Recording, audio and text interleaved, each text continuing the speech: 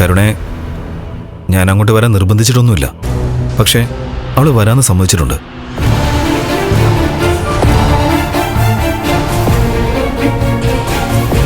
ഞങ്ങളോട് ഇതുവരെ വരുന്നതിനെ പറ്റി ഒന്നും പറഞ്ഞില്ലല്ലോ.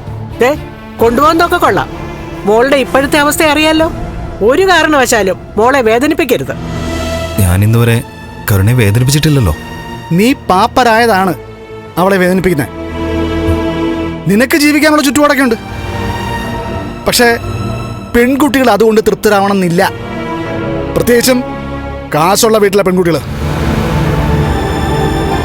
അവള് ജനിച്ചപ്പം മുതൽ നേരായ മാർഗത്തിൽ അല്ലാതെയൊക്കെ പൈസ സമ്പാദിച്ച് ഞാൻ എൻ്റെ മോക്ക് സ്വർഗതുല്യമായ ജീവിതം കൊടുത്തേ. എന്നാ കല്യാണത്തിന് ശേഷം ആ സ്വർഗം നരകമാക്കുന്ന രീതിയാണ് നീ ചെയ്തേ. അവിടെ സ്വർഗം പണിത് അവളാ ലക്ഷ്മി.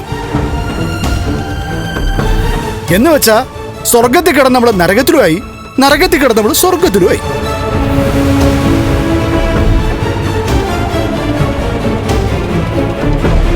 അതിന്റെ വിഷമമുണ്ടല്ലോ.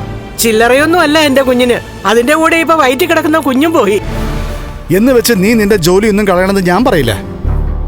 പക്ഷേ ആ ജോലി നിലനിർത്തിക്കൊണ്ട് തന്നെ നീ വീണ്ടും പ്രതാപത്തിലേക്ക് തിരിച്ചു വേണം.